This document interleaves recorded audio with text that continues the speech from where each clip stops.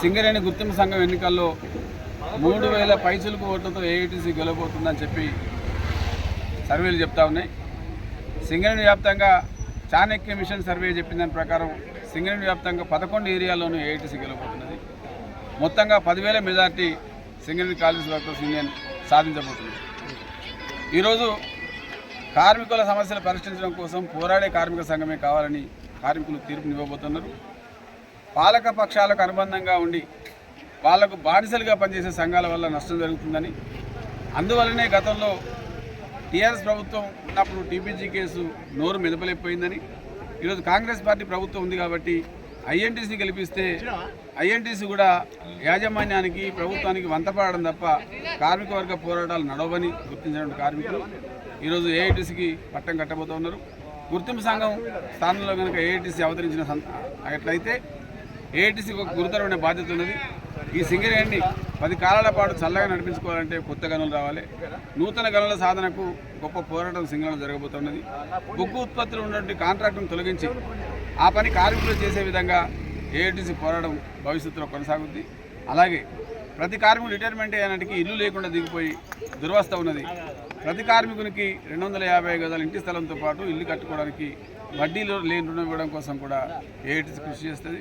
అలాగే అవినీతికి ఆస్కారం లేని డిపెండెంట్ ఎంప్లాయ్మెంట్ స్కీమ్ ద్వారా సింగరేణి కార్మికుల పిల్లలకు ఉద్యోగ అవకాశం కల్పించడంతో పాటుగా 35 సంవత్సరాలు దాటితే ఇప్పుడు ఉద్యోగం లేదు, 35 సంవత్సరాలు దాటినా 40 సంవత్సరాల వరకు ఉద్యోగ అవకాశం కల్పించే విధంగా యాజమాన్యాన్ని ఒప్పించడం కోసం చర్చలు పోరాటాలు కొనసాగుతాయి. కాబట్టి సింగరేణి కార్మికులు ఎవరైతే ఏఐటీసీ నాయకత్వాన్ని బలపరిచి ఏఐటీసీ విజయానికి బాధ్యులుగా నిలబడ్డారో వాళ్ళు మరియు భూపాలపల్లి ఏరియాలో అన్ని గనులు డిపార్ట్మెంట్లలో సుమారు 2,000 మంది ఏఐటీసీ కార్యకర్తలు సైనికుల్లాగా ఏఐటీసీ విజయం కోసం కృషి చేస్తూ ఉన్నారు. వాళ్ళందరికీ సింగరేణి కాలేజ్ వర్కర్స్ యూనియన్ విప్లవ ధన్యవాదాలు తెలియజేస్తున్నారు.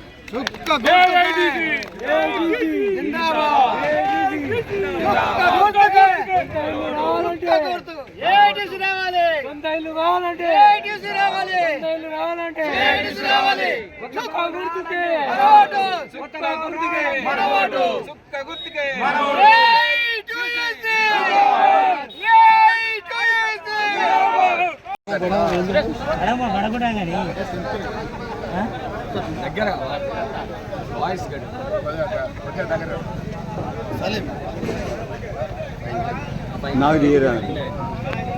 అందరికీ నమస్కారం.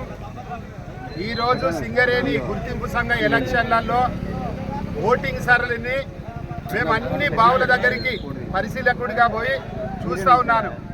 1 ఇంక్ లైను, 6 ఇంక్ లైను, 5 ఇంక్ లైను, 8 ఇంక్ లైను, ఓసీపీలో కూడా ఎన్నికల సరళిని పరిశీలిస్తే ఐఎన్టీయూసీ గెలుపు ఖాయమైపోయింది. ఇక గెలుపు ప్రకటన మాత్రమే మిగిలి ఉంది. ఆ తర్వాత విజయోత్సవ ర్యాలీ.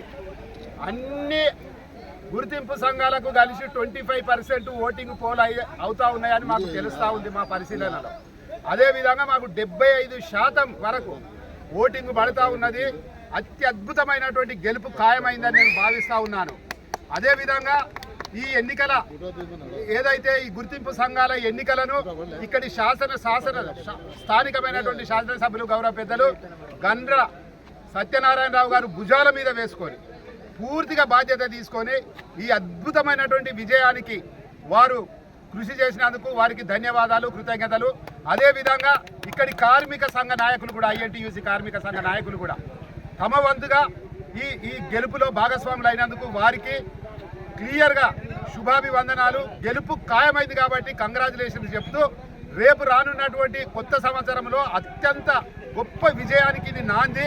కాంగ్రెస్ పార్టీకి కూడా ఇది ఒక గొప్ప విజయంగా భావిస్తూ ఈ విజయానికి తోడ్పడినటువంటి కార్మిక సంఘ నాయకులకు, స్థానిక శాసనసభ్యులకు కృతజ్ఞతలు, ధన్యవాదాలు తెలియజేసుకుంటూ వారికి శుభాకాంక్షలు తెలియపరుస్తా ఉన్నాము. ఈ గెలుపుని సందర్భంగా పురస్కరించుకొని జై ఐఎన్టీయూసీ, జై కాంగ్రెస్, గడియారం గుర్తుకే, గడియారం గుర్తుకే. థాంక్యూ సోదరులారా, మీ అందరికీ మళ్ళొకసారి